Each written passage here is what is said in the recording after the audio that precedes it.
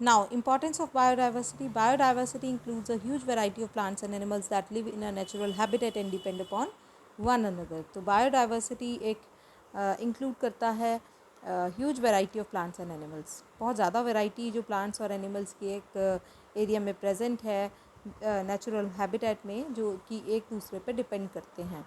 तो every component of biodiversity from microorganisms to huge animals like elephant play an important role in nature. जो biodiversity के components हैं micro organism से लेकर huge animals तक, ये सभी नेचर में एक इम्पॉर्टेंट रोल प्ले करते हैं. इन अदर वर्ड्स, जो बायोडाइवर्सिटी है maintain the environment around us. Biodiversity हमारे अराउंड एनवायरनमेंट मेंटेन करती है. We are also economically dependent upon biodiversity. Biodiversity पे हम इकोनॉमिकली भी डिपेंड करते हैं. हमें वैरायटी ऑफ फूड आइटम्स मिलता है, क्लोथ आइटम्स, जो कॉटन या जूट हमें यहीं से मिलता है, ऑयल्स, मस्टर्ड, ग्राउंडनट, सनफ्लावर, ये भी हमें यहीं से मिलता है. On the other hand we get food.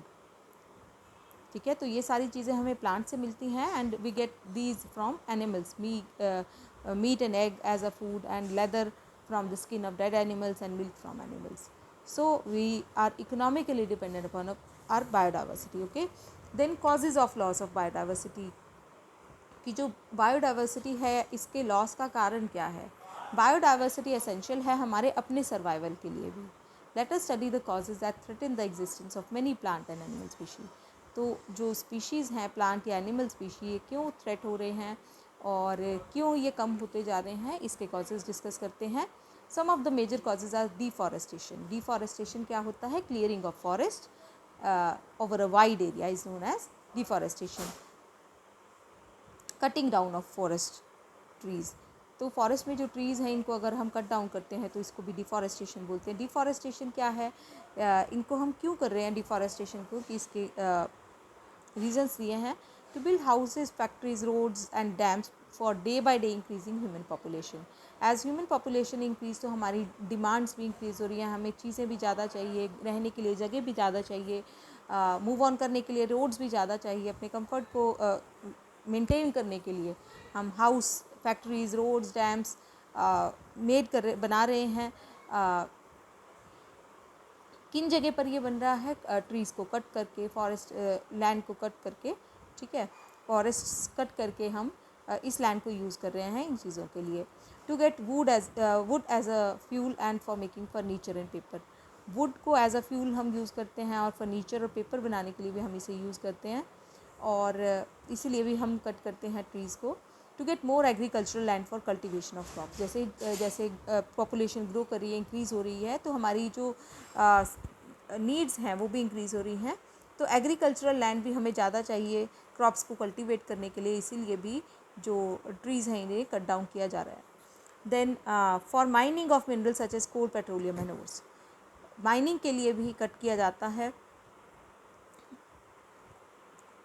Coal, petroleum और ओर्स की माइनिंग के लिए भी ट्रीज़ को कट किया जाता है, क्योंकि कट हो जाता है तब वहाँ माइंस फॉर्म की जाती हैं. All the above causes of deforestation are human made. ये सारे जो कॉजेज़ हैं ये ह्यूमन मेड हैं. कुछ नेचुरल कॉजेज़ से भी डिफॉरेस्टेशन होता है. They are forest fire, civil droughts, attack of insects and pest. तो डिफॉरेस्टेशन जो है ये फॉरेस्ट फायर्स की वजह से भी होता है. फॉरेस्ट में अपने आप आग लग जाती है during summers.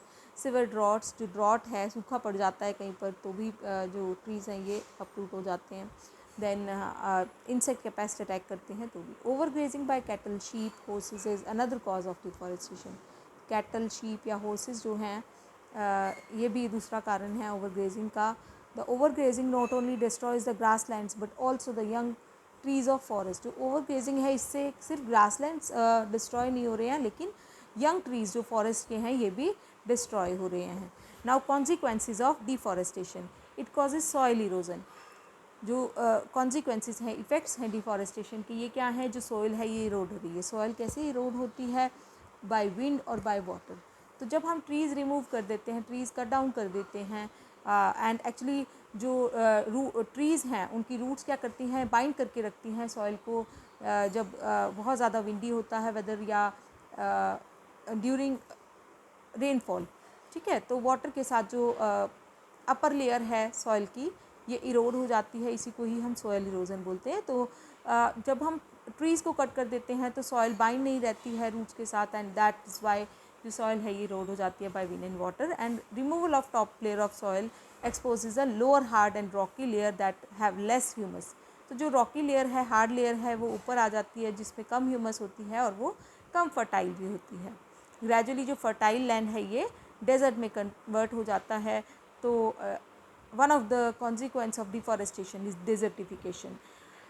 Trees take in carbon dioxide and give out oxygen during photosynthesis. Trees जो हैं ये कार्बन डाइऑक्साइड टेक इन करते हैं, लेते हैं और गिव आउट करते हैं oxygen during the process of photosynthesis. Deforestation increases the level of carbon dioxide in the atmosphere. जो डिफॉरेस्टेशन है इससे कार्बन डाइऑक्साइड का लेवल भी इंक्रीज़ हो रहा है एटमॉस्फेयर में।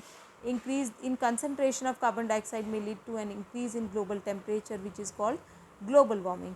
तो जैसे जैसे कार्बन डाइऑक्साइड का लेवल हमारे एटमॉस्फेयर में इंक्रीज़ हो रहा है तो इससे ग्लोबल टेम्परेचर इंक्रीज़ हो रहा है जिसको हम बोलते हैं ग्लोबल वार्मिंग।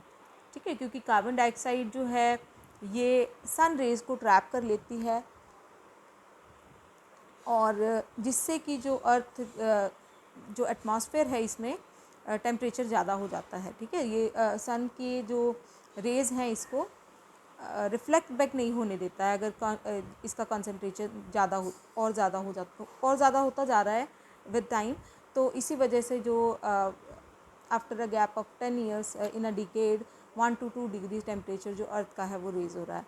और इसकी वजह से क्या हो रहा है, जो वाटर साइकिल है वो डिस्टर्ब हो जाती है, रेनफॉल कम हो गई है और जो ग्लेशियर्स हैं वो मेल्ट हो रहे हैं ग्लोबल वार्मिंग की वजह से।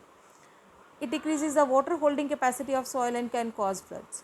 ये वाटर होल्डिंग कैपेसिटी को सॉइल की कम कर देता है, फ्लड्स कॉज करता है और लोअर कर देता है water level. Underground water level भी इससे कम हो रहा है। Forest are natural habitats of many species of animals and cutting down of trees destroy the homes of these species। जो फॉरेस्ट है ये नेचुरल हैबिटेट है बहुत सारी स्पीशीज़ का, और जब हम इन ट्रीज़ को कट डाउन कर देते हैं तो that means we are destroying their home.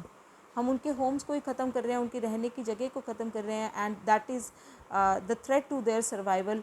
For example जो पांडा है, it survives on bamboo shoots.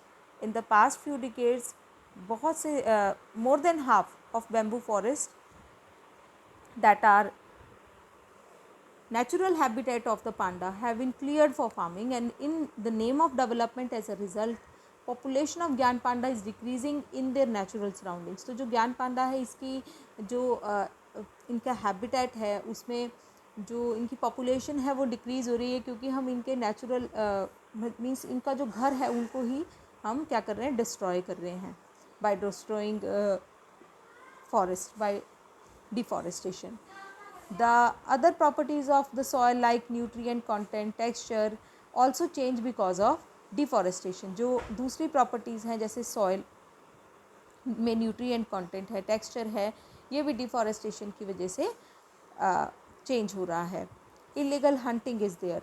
Illegal hunting, tigers, elephants, leopard, rhinoceros, whales, seals and many other animals are under constant threat। ये constant threat में है because they are hunted for their skin, fur, tusks, claws and other body parts। तो इनको hunt किया जाता है, इनकी skin, fur, tusk जो बड़े वाले teeth होते हैं एलिफेंट के उनको tusk बोलते हैं, claws के लिए एंड अदर बॉडी पार्ट्स के लिए इनको हंट किया जाता है। हंटिंग जो है इलीगल है।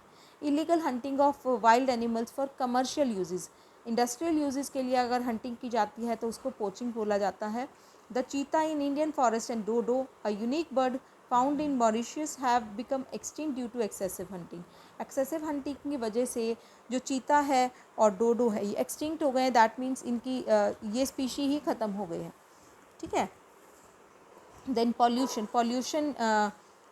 of soil, air and water adversely affect many plants and animals। बहुत इफेक्ट करता है जो पॉल्यूशन है प्लांट्स और एनिमल्स को। पेस्टिसाइड्स या अदर हार्मफुल केमिकल्स एक्यूमुलेट होते हैं उनकी वाटर बॉडी में, जो लेक्स में हैं या पॉन्ड्स में हैं। ठीक है, जो पेस्टिसाइड्स हैं, हार्मफुल केमिकल्स हैं, ये वाटर बॉडीज़ में एक्यूमुलेट हो रहे हैं जिसकी वजह से फ़िश या दूसरे एक्वेटिक एनिमल्स हैं उन पे भी इफ़ेक्ट हो रहा है। एक्यूमुलेशन का मीनिंग होता है इकट्ठा होना, तो जो पेस्टिसाइड्स हैं या दूसरे केमिकल्स हैं ये इकट्ठे हो रहे हैं वाटर बॉडीज़ में। देन ऑयल स्पिल, जो ऑयल स्पिल है ये भी बहुत बड़ा थ्रेट है मैरीन ऑर्गेनिजम्स के लिए, दोनों ही प्लांट्स और एनिमल्स दोनों, एक्वेटिक लाइफ के लिए we can say. Oil spill का मीनिंग है कि जो ऑयल है ये अगर वाटर बॉडी में आ जाता है तो वो भी एक थ्रेट है, ठीक है। By any means natural disasters such as earthquake, flood, drought, cyclones, tsunami and hurricanes have also contributed in the reduction of plant and animal species in many areas।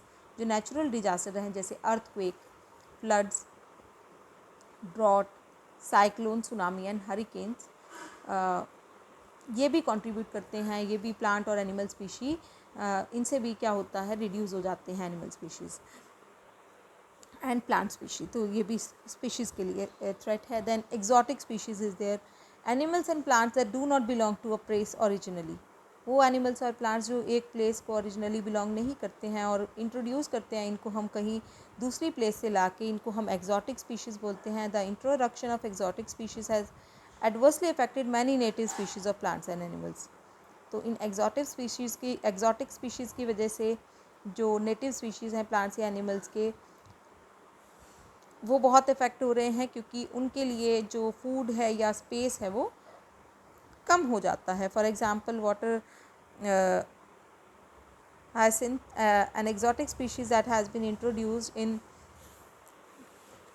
Indian waters, grow very fast and cover the whole water body like ponds and lakes, and this exotic variety is threatening the survival of many native aquatic plants of India।